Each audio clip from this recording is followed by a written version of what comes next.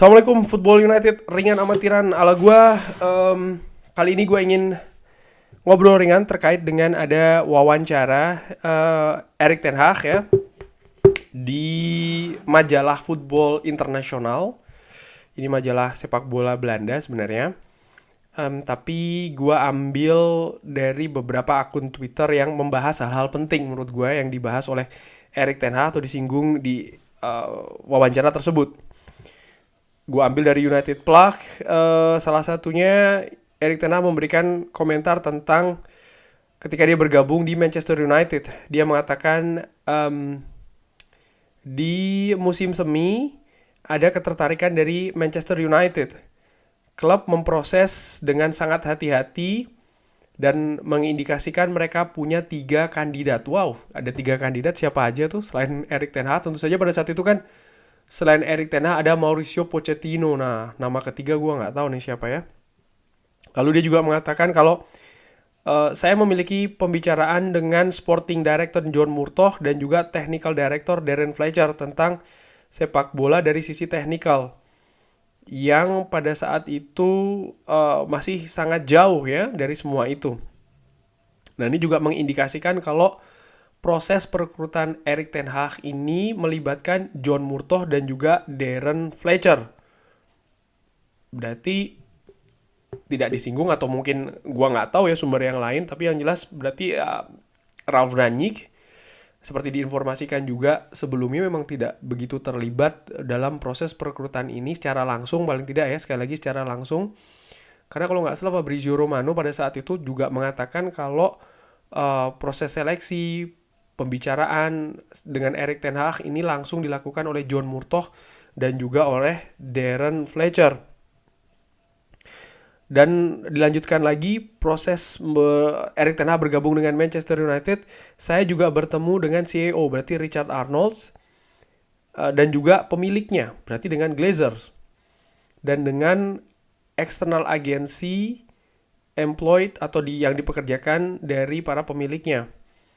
Dan mereka ini meng-screen ya, atau ya mengecek semuanya tentang Erik ten Hag. Jadi prosesnya ini ternyata dilakukan oleh John Murtough, Darren Fletcher, Richard Arnolds, dan Erik ten Hag juga bertemu dengan Glazers. Lalu ditambahkan juga Erik ten Hag ini memberikan pernyataan ya tentang apa yang diamati tentang Manchester United.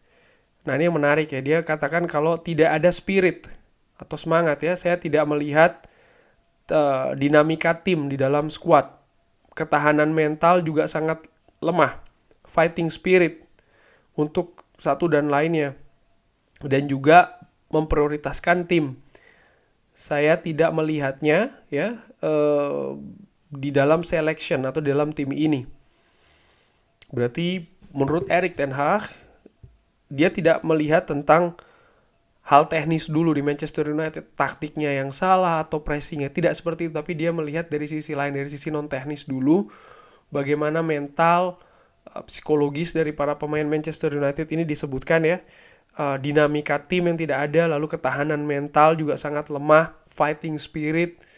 Gue sepakat sih, karena memang terutama musim lalu bagaimana Manchester United ini karakter sebagai tim ya, secara akumulatif ini memang tidak bagus.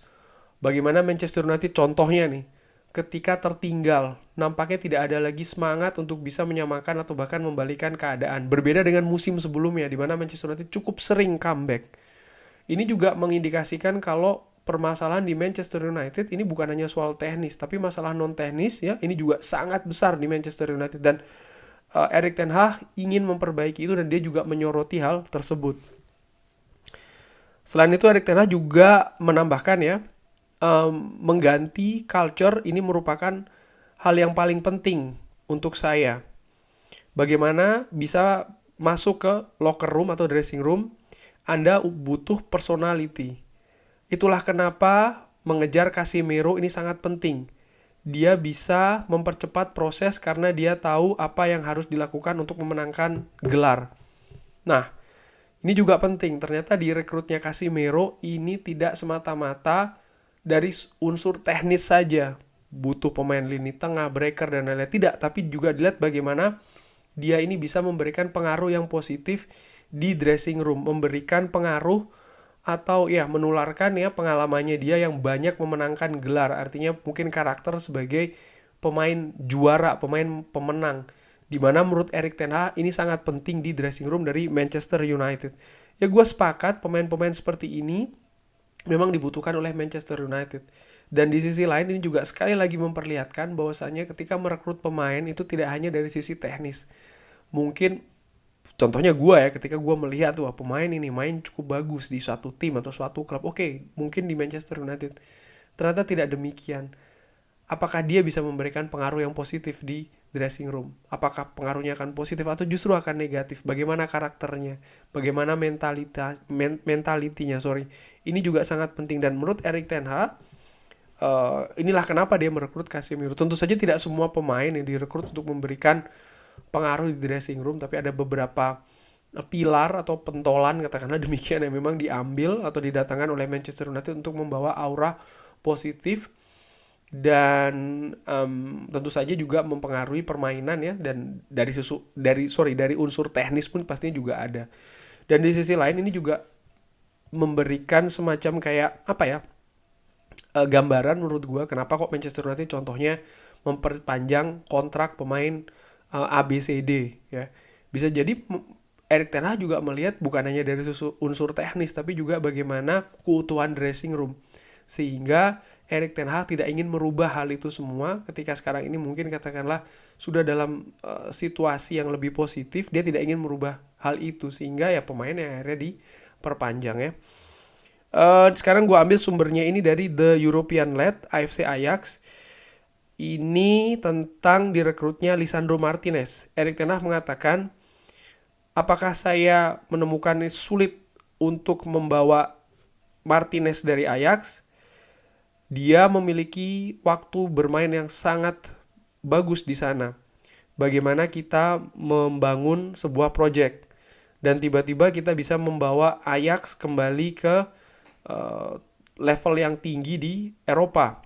Tapi Martinez ingin meninggalkan Ajax. Jadi kalau kita tidak mengambilnya, dia bisa pergi ke Arsenal. Wow, Arsenal disebutkan secara spesifik. Erik ten Hag menambahkan, di sebuah titik, Lisandro Martinez menelpon saya dan mengatakan, Coach, dengar, saya akan meninggalkan Ajax apapun yang terjadi. Saya akan menandatangani atau datang ke Arsenal. Tapi kalau Anda ingin saya akan ke Manchester United. Jadi situasi pada saat itu memang betul, Lisandro Martinez ini sangat dekat untuk bergabung dengan Arsenal sebelum Erik ten Hag lompat ya atau ikut ke dalam perburuan Lisandro Martinez, dan sang pemain itu memang betul sangat patuh, sangat mendengarkan Erik ten Hag sebagai yang dianggap pelatihnya ya. Erik ten Hag juga memberikan update tentang Anthony, proses kepindahannya ke Manchester United. Dia mengatakan kepergian Anthony ini sebenarnya merupakan kejutan untuk Ajax. Di bulan Januari mereka sudah tahu kalau dia akan meninggalkan di musim panas. Kita punya 3 nama untuk posisi depan. Posisi depan sebelah kanan ya. Dan dia sudah berada di daftar buruan Manchester United sebelum saya datang. Jadi memang ada 3 pemain yang diincar. Wow. Manajemen Anthony sangat jelas ke Ajax di bulan Januari. Mereka mengatakan di 6 bulan Anthony akan melakukan transfer. Lalu kita mulai ya bekerja untuk mengganti Anthony dengan pemain Brazil yang lain dan juga Steven Bergwijn. Jadi semuanya ini sebenarnya sudah diketahui oleh Ajax. Rencananya kalau memang Anthony ini ingin meninggalkan Ajax. Jadi kemarin ini menurut gue memang strategi mungkin dari Ajax sehingga mereka bisa mendapatkan angka yang sangat tinggi luar biasa dari Manchester United. Ini sekali lagi ya strategi lah, karena dari agen sudah mengatakan di bulan Januari, bahkan Ajax pun juga sudah bersiap dan Erik ten Hag juga ada di persiapan tersebut sehingga dia bisa mengatakan kalau memang di bulan Januari ketika itu kan memang Erik ten Hag masih berada di Ajax, sudah tahu memang Anthony akan cabut dan sudah mempersiapkan gantinya, sudah mencari gantinya. Sekali lagi sih menurut gue strategi dari Ajax ya cukup jitu, bisa mendapatkan Anthony dengan angka yang tinggi, dan juga bagaimana Lisandro Martinez di kabar sebelumnya yang sangat dekat gabung dengan Arsenal, tapi Erik ten Hag tahu kualitas pemain ini, sehingga Erik ten Hag ya mengamankan Lisandro Martinez ke Manchester United, dan kita lihat bersama dengan tim nasional Argentina menjadi juara dunia dan sejauh ini menjadi pilar yang sangat tangguh, yang sangat kokoh di lini belakang Manchester United. Mudah-mudahan bisa terus berlanjut ya, dan ya menurut gua pengaruhnya sangat-sangat signifikan, utamanya di lini belakang Manchester United. Lisandro Martinez ini yang musim lalu lini belakang Manchester United ini kan merupakan titik lemah, dan sekarang diperbaiki sedikit demi sedikit, dan sudah terasa betul bagaimana pengaruh dari Lisandro Martinez di lini pertahanan Manchester United. Anthony ya gue harapkan bisa lebih ya mungkin dia sedang dalam masa adaptasi juga ya, belum konsisten permainannya, tentu saja sorotan kepada media, beban juga ini kan ada ke pemain yang harganya 100 juta. Nanti tinggal bagaimana dia bersama-sama tim kepelatihan Manchester United dan juga bersama rekan-rekan pemain yang lain. Gue yakin sih dia kalau dia mau sabar ya, dan bisa tampil konsisten perlahan-lahan, dia akan bisa menjadi pemain yang lebih diandalkan bagi Manchester United, karena secara teknis dia cepat, dia teknisnya juga sangat-sangat bagus. Tinggal ya sabar beradaptasi dengan tim yang baru, dengan kompetisi yang baru. Toh di debutnya dia sudah bisa langsung mencetak gol ketika menghadapi Arsenal, luar biasa. Hanya saja kadang momentum itu datang dan pergi sih bagi Anthony ini, tinggal bagaimana dia bisa lebih konsisten saja. Dan ya kurang lebih demikian ngobrol ringan terkait dengan artikel yang menurut gue cukup menarik, membahas tentang kedatangan Erik ten Hag ke Manchester United. Ternyata ada 3 calon dari Manchester United, dan bagaimana Erik ten Hag juga secara jelas menyebutkan prosesnya dia bergabung ke Manchester United, siapa-siapa saja yang ditemui, dan bagaimana dia juga melihat hal yang harus diperbaiki di Manchester United. Sekali lagi dia melihat bukan dari sisi teknis dulu, tapi dari sisi non-teknis, dan gue sangat sepakat dengan hal tersebut. Sir Alex Ferguson, dan ini sering gue ulangi, 26 tahun sangat gemilang, sangat luar biasa di Manchester United karena penguasaan dressing room yang sangat absolut. Dia tidak memberikan sekecil ruangan bagi pemain ya yang tidak berjalan secara bersama di dressing room.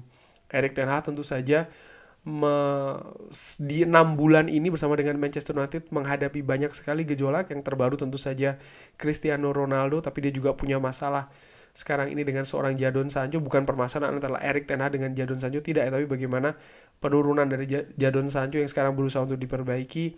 Lalu bagaimana juga dia harus berhadapan dengan pemain-pemain pada saat di awal dia sebagai manajer Manchester United, pemain-pemain besar dalam tanda kutip yang kontraknya selesai, akhirnya direkomendasikan untuk dilepas. Ini kan juga merupakan keputusan yang besar yang mungkin tidak biasanya diambil oleh manajemen Manchester United. Lalu juga bagaimana dia melakukan integrasi dengan skuad Manchester United. Jangan lupa di 2 pertandingan awal Manchester United, Brighton dan juga menghadapi Brentford, Manchester United tampil sangat buruk, dan Erik ten Hag tahu permasalahan utamanya ada di mental, ada di karakter dari pemain Manchester United, dan itu yang berusaha untuk diperbaiki oleh Erik ten Hag. Sejauh ini menurut gue so far so good ya. Tentu saja Manchester United juga harus realistis. Gap dengan tim-tim besar lain di Liga Premier Inggris, contohnya dengan Manchester City, masih cukup jauh, dan tentu saja proses ini akan memakan waktu. Oleh karena itulah butuh kesabaran, bukan hanya dari Erik ten Hag dan juga pemain Manchester United, tapi juga dari fans Manchester United. Kurang lebih demikian. Terima kasih sudah menyaksikan. Jangan lupa like, subscribe. Assalamualaikum warahmatullahi wabarakatuh.